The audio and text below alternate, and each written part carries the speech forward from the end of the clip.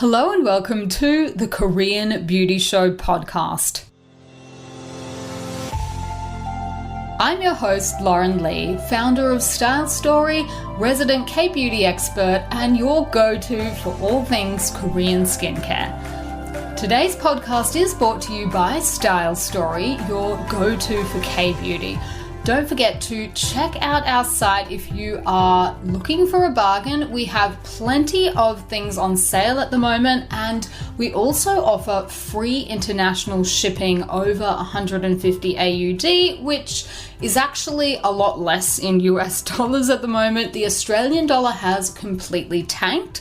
So you're looking at about 105 US dollars at the moment for free international shipping. We also have flat rate shipping available, but basically the good news is if you are shopping in any other currency apart from AUD, you can pick up a bargain on our site at the moment because the Aussie dollar is not doing so well. So go and check that out if you haven't been onto our site recently. You may see that a lot of products are a lot cheaper than they normally are, and that has everything to do with the exchange rate. We haven't changed the price of most of the products on our site, but the exchange rate is just in free fall at the moment, and it's all bad news for the Aussie dollar, but pretty good for everyone other than Aussie. So go and check that out if you are shopping for Korean beauty products at the moment.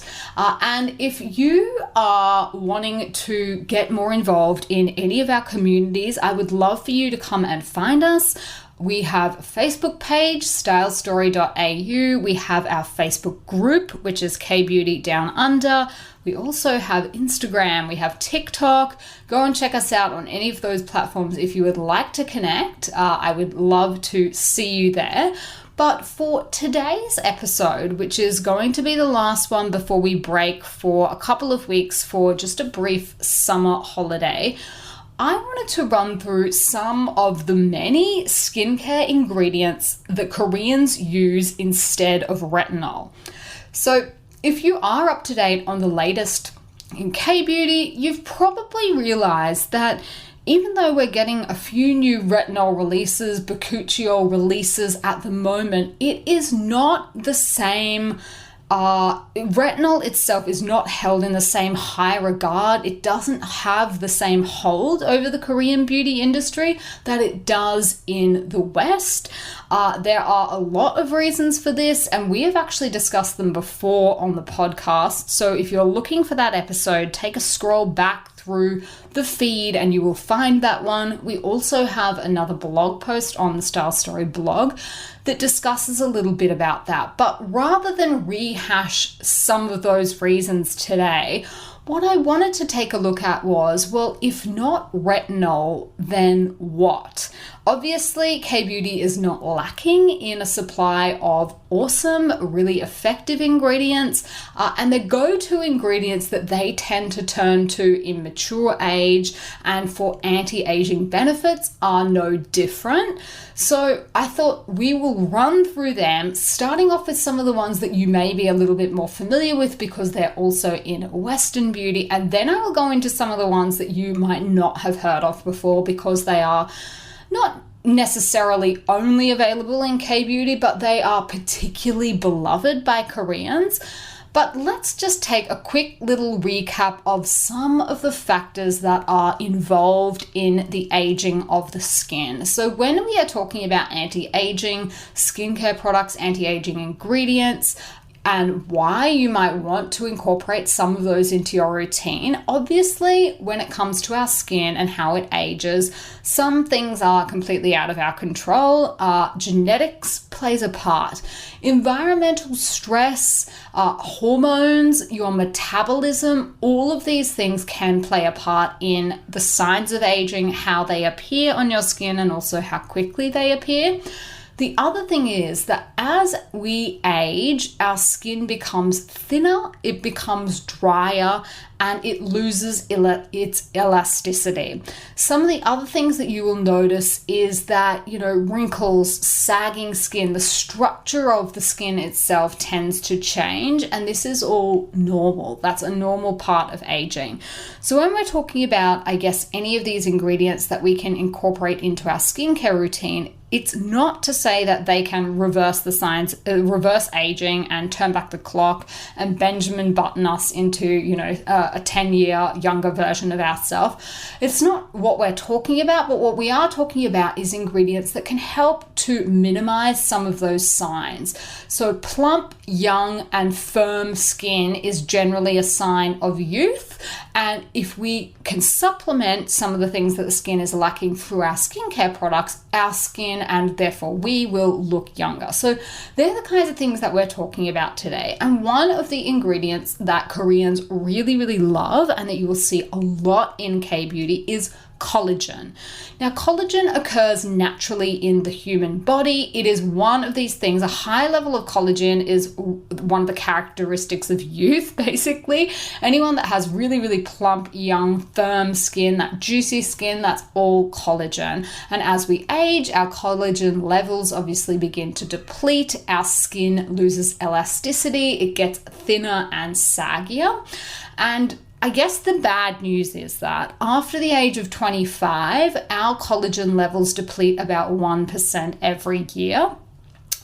And, there are a lot of different things on the market that, claim to, reproduce your skin's own collagen levels. There are drinks and gummies and things like that.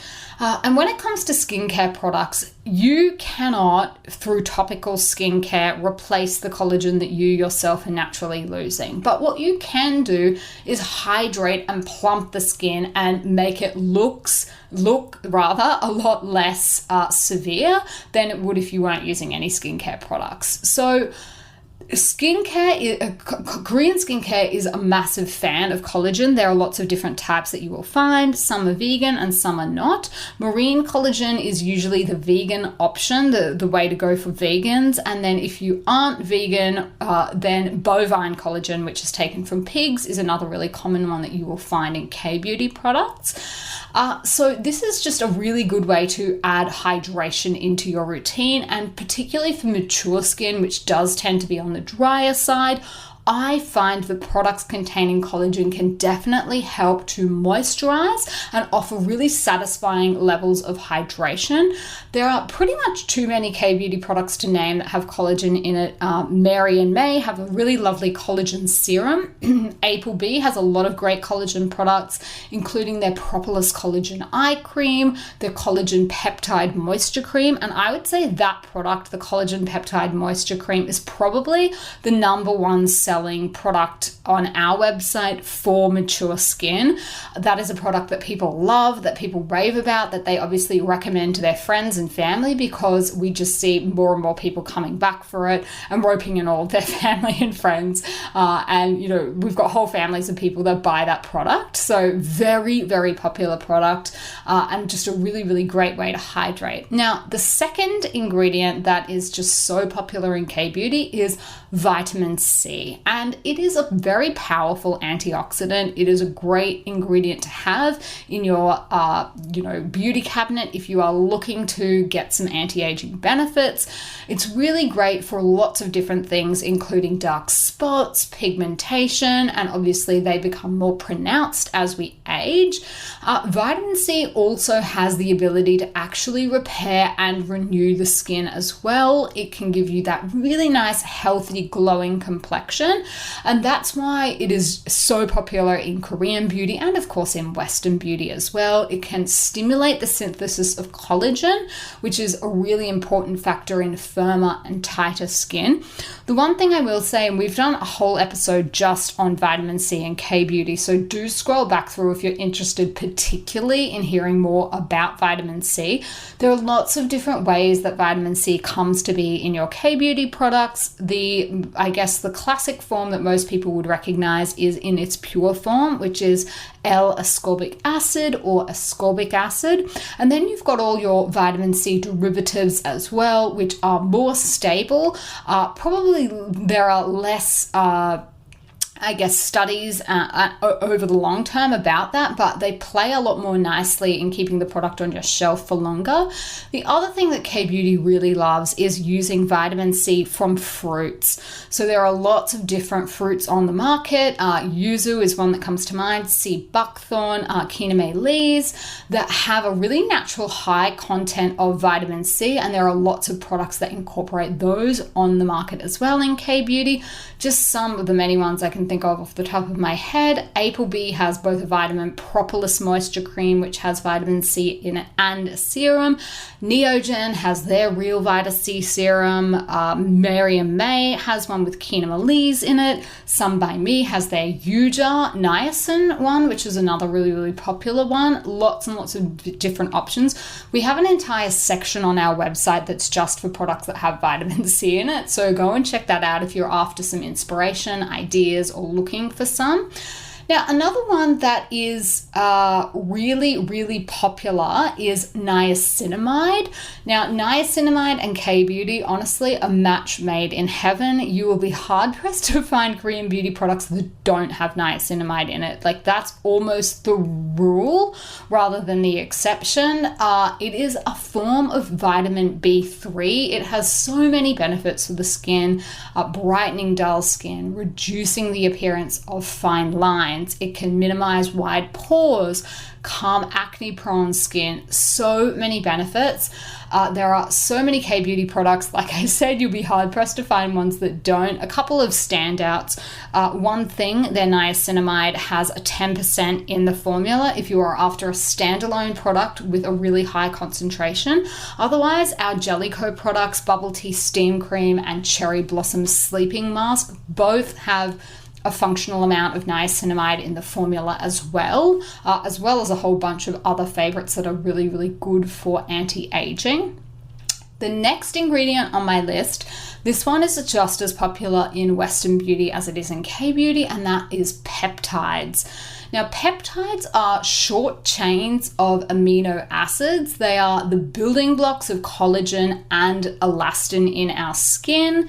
Basically, a tiny little science lesson here for you. There are hundreds of different peptides, but there are two in particular that we really want to look out for in our skincare, and those are tetrapeptides and hexapeptides. They have a different chemical structure and properties, and therefore different results. Basically, our tetrapeptides boost elasticity and firmness, while the hexapeptides offer the brightening properties. So both are great, but I think if you want to target a specific issue, then it can be helpful to know the difference between those two. Again, a lot of K-Beauty products for mature skin, and particularly for things like eye cream, will have peptides in them just because of how good they are. AHC Private Real Eye Cream for face, CosRx's Advanced Snail Peptide Eye Cream actually contain both tetrapeptides and hexapeptides. So lots of different options out there for you for your peptides as well. Very, very popular in K-Beauty. And now I'm going to run through some that are probably lesser known outside Korea maybe, or just not as popular in Western beauty as they are in Korean beauty. And the first big one that I can think of is red ginseng. Now, this is a really good ingredient for preventing skin aging, and that is because it can protect the skin against UVB-induced damage. So UVB is one of the types of rays of the sun, and the easy way to distinguish between your UVAs and your UVBs is that A is for aging, B is for burning. So UVB type damage can cause all sorts of things like wrinkle formation, reduction in elasticity, all not good. So when we're talking about red ginseng, and I think this can be a little bit of a tricky thing for people that maybe are not familiar with Asian culture and particularly Oriental medicine. There are lots and lots of different types of ginseng on the market, and not all of them are made the same. So the two main types of ginseng used in traditional Korean medicine and K-beauty products will be white ginseng and red ginseng. So white ginseng is basically the ginseng root that is 4 to 6 years old. It's been peeled and dried without heating it. And then you have your red ginseng, and this is a 6-year-old ginseng root. And the method for preparing it, let me get my words out there. The method for preparing it is different because it has been steamed first and then dried. And that's what gives it its red color. There is also a difference in the moisture content between the two types of ginseng as well. So when it comes to red ginseng and white ginseng, they do have some similar benefits, basically anti-inflammatories, antioxidants, anti-atopic activities, but the reason that red ginseng is the gold standard in K-beauty is because it has more potent properties, and that's because of the chemical changes that happen during the steaming process. So red ginseng is the definite preference in K-beauty because it's more effective. It's older, it takes a bit longer to prepare, so it's more expensive as well. So there are the reason why. So the Korean species of ginseng is called Panax ginseng. That's its Latin name. And a lot of studies have actually been done on this. There are over 200 compounds that have been isolated in this particular species, and 3 of those are actually unique to red ginseng. So red ginseng is the one that you want if you are looking out for it, but it can be very hard to tell if you're a lay person, what does my product actually contain. The other thing is that there is a difference between cultivated ginseng and wild ginseng. So the cheaper the product, the more likely it is that they are using cultivated ginseng, and that does not have the same benefit as wild ginseng, and it's not medicinal grade either. So even though there are some brands on the market that market themselves as hanbang, if they are not using this high quality of ingredients with their red ginseng, then you're not going to get the same benefits from it. So just be aware that there is a difference, and one of the key indicators will be price.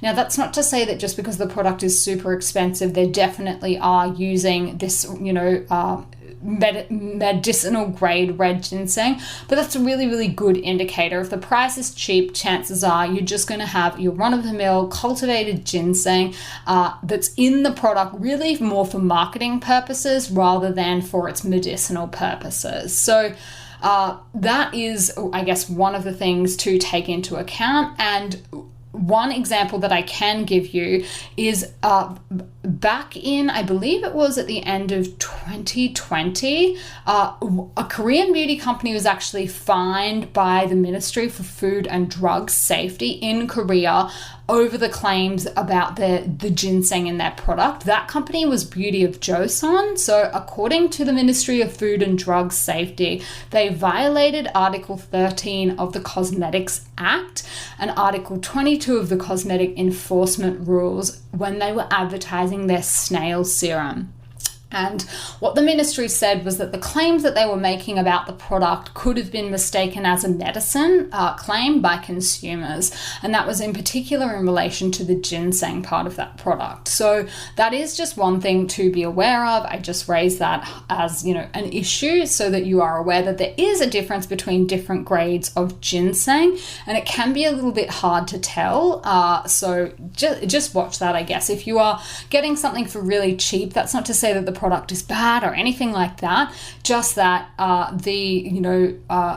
properties of the ginseng may not be the same as the ones that have been that are the wild ginseng that have been prepared in a particular manner.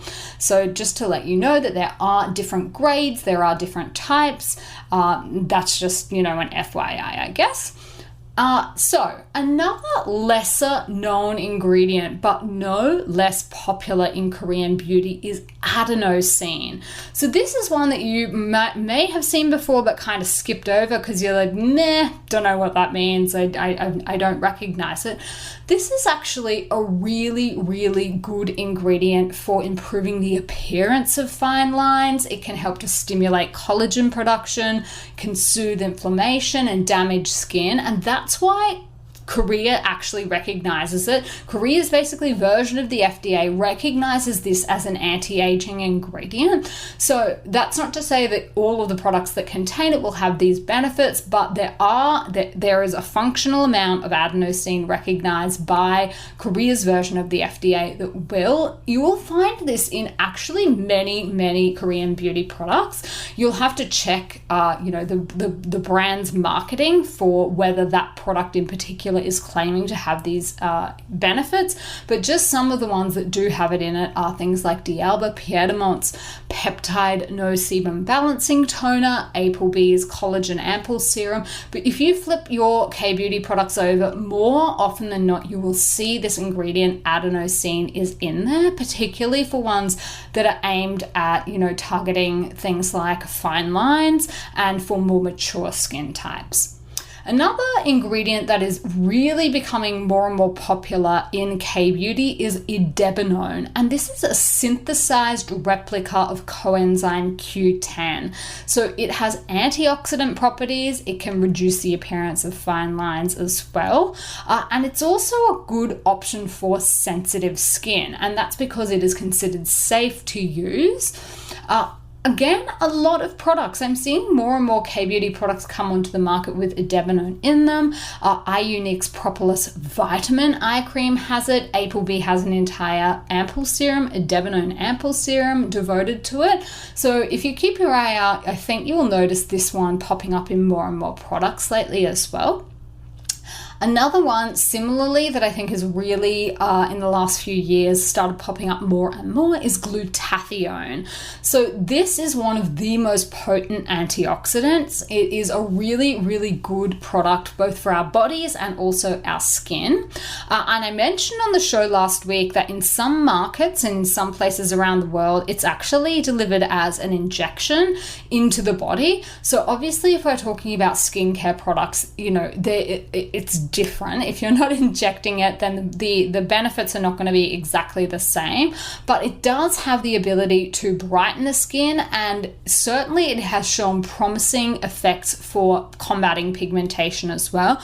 Obviously, it will depend on the product, it will depend on the formulation, the percentage and whatnot, but more and more Korean beauty products are coming onto the market with Glutathione in them. Applebee's line is one of the best-selling ones that I can think of. In particular, their brightening tone-up cream. That is a very popular product that is designed to be used in the morning to just give your overall complexion a boost and make it look more radiant. They also have a Glutathione ample serum as well, but there are more and more products coming onto the market, and that one I think is really probably more particular to Asian beauty markets.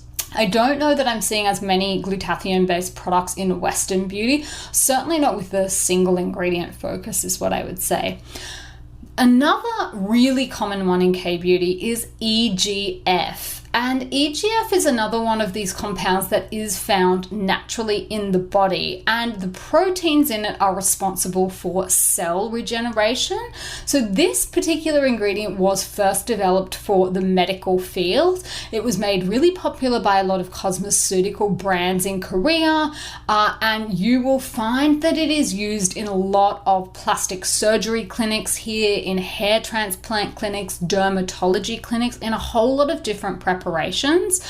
Basically, if men, when their hair falls out at the front, if they go and have plugs put in their hair to regrow the hair again, the sprays that they will recommend to them have EGF in them, and so do the shampoos and conditioners.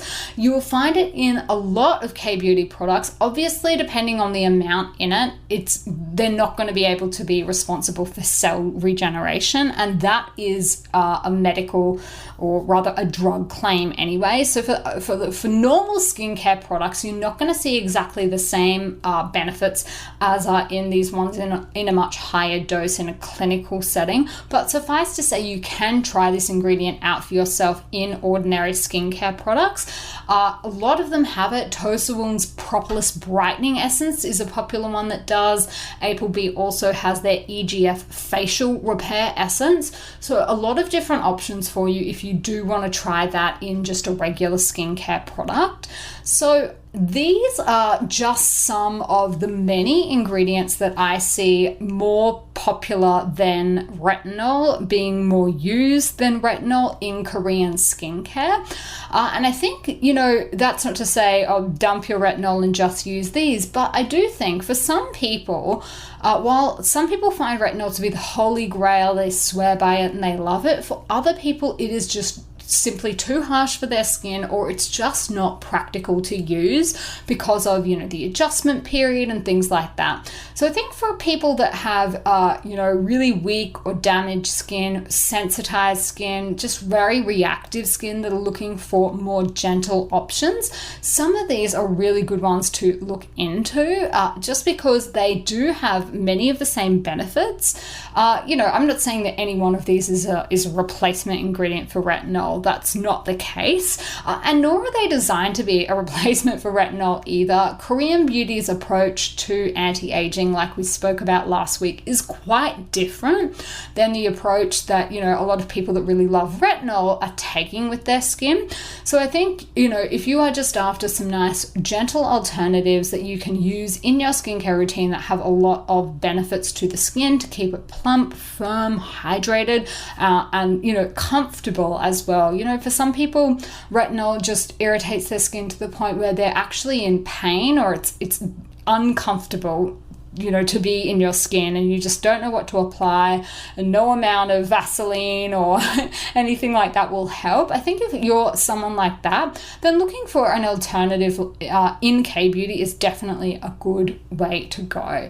So that is, I hope, of benefit to some people. I hope you have picked up on a couple of new ingredients that maybe you hadn't learned before, maybe a couple of new tips that you didn't know about with products and ingredients that are a little bit more popular here than they might be overseas. If you are just scratching your head, you don't know what product to pick, it's all a little bit too overwhelming, remember you can always reach out to our team. We love nothing more than matching you with your perfect K-beauty product. That is pretty much our jam. That is what we love to do. So if it's all a bit too overwhelming and confusing, or you'd just like to have a chat through what you're currently using and what you might be able to use in the future, just get in touch with us. You can email our team, you can get in touch on social media, and we will be more than happy to walk you through, what you're currently using, what your goals are for your skin, and make some tweaks, rather than you throwing out your entire routine, maybe adding in some K-beauty products here and there.